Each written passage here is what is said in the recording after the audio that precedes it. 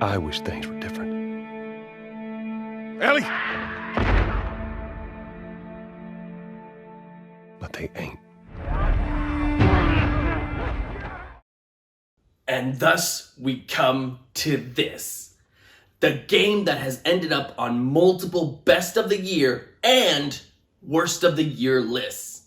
The one that has created a greater split between the video game journalists and the gamers. It's broken records for how many awards it's won, and broken many hearts as well in the process. This one's gonna be rough. I guess I should start out by saying that I consider the first Last of Us to be my favorite game of all time.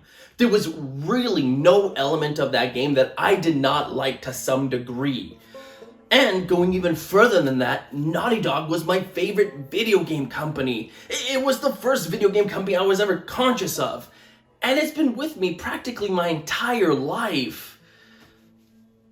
So what the fuck happened? Naughty Dog became a company that went back on its word, making their employees crunch to get work done. There was art stolen from other creators that they got called out on, allegations to sexual harassments, firing a worker for bringing the allegations to light. In other words, it's been a fucking mess. Now, none of this has anything to do with the actual game itself, but it's stuff that they definitely deserve to be called out on, so I will definitely do so because they deserve to be shamed for it. Now on to the actual review. The Last of Us Part 2 is quite messy. On the one hand, you have that same solid gameplay from the first installment. The world is still very interesting. The graphics look amazing, and the atmosphere is built up in a way to constantly make you dread what might be around the corner. On the other hand, character motivations and reasoning seem to have been given little to no thought. Moments of brutality come off more as shock value than necessary story elements. And worse is that it manages to create a cast that is at best forgettable and at worst intolerable. And that includes returning ones. Now I need to give you a warning that I'm gonna have to go into some heavy spoilers in order to review this game. So if you don't want to hear any of it, I would suggest clicking away from the video right now. That being said, Joel's death was really disappointing. Now, I have no problem with Joel dying early in the game. I have no problem with the way Joel died. My problem stems from the fact that we do not know who he is by the time he gets axed off. So the impact of his death is severely lessened due to that. New players definitely won't understand who he is. And as a returning player, it was obvious that his personality had changed somewhat. So who was he now? Someone who just trusts a bunch of strangers off the bat with no question? How did he become this way? The game never tells you. And while you do get glimpses of him through flashbacks, they are absent from large chunks of the game, ending with no clear picture from when the game started. And Joel isn't the only one that's underused. A lot of the characters just don't have any sort of impact to them whatsoever. Characters need to be present or have a presence in order to deliver that impact. But a lot of these characters just don't. Ellie's girlfriend? No, she's out of the picture for large chunks of the game. That Asian kid that just shows up? I can't even remember his name. Heck, even Tommy, who I really liked in the first game, just really doesn't have any sort of presence here.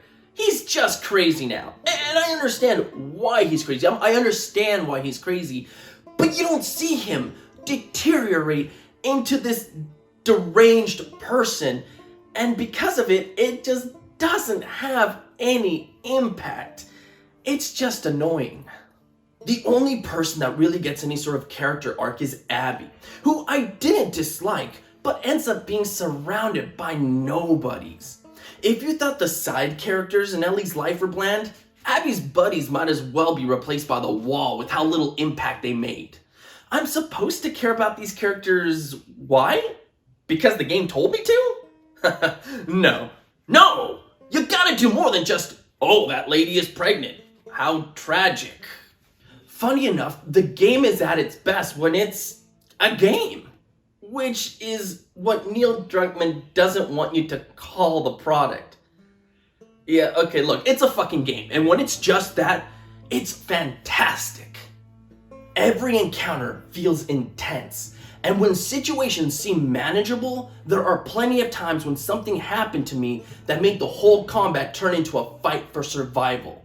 And that shit is great.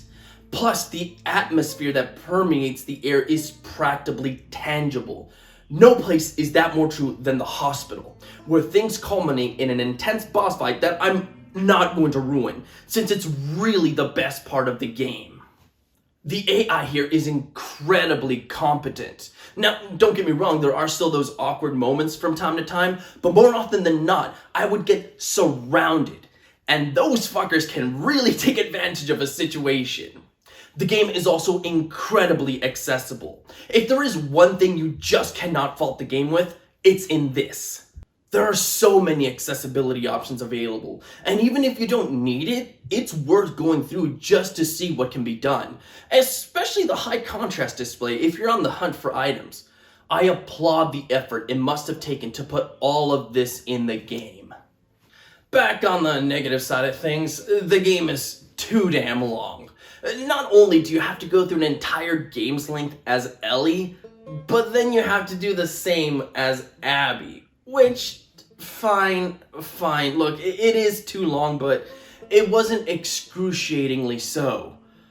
That is until you come to a third part that really starts to test your patience, and I'm gonna be honest with you, by the time we got to that third part, I was on autopilot, just looking to finish the game and nothing more. As solid as the gameplay is, it just cannot stand up for as long as they wanted it to. Now, even with all the negatives, I still enjoyed my time with the game. If any of those things were deal breakers, I would have just stopped playing. But I didn't. I wanted to continue the adventure and see where it led. Was I disappointed by large portions? Yes.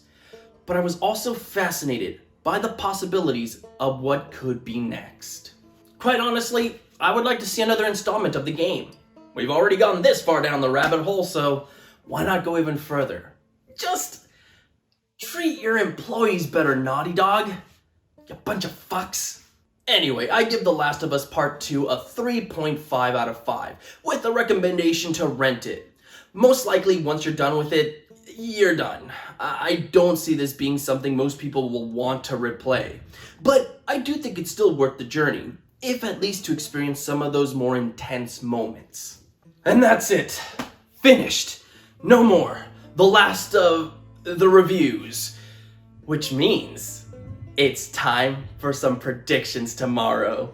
Look forward to that, guys. We are near the end of our journey now, and I honestly am super excited for what comes next. Like always, please let me know what you thought of the game down in the comments below. Subscribe, like, all that stuff, and please stay safe out there, guys. And of course, have a good one.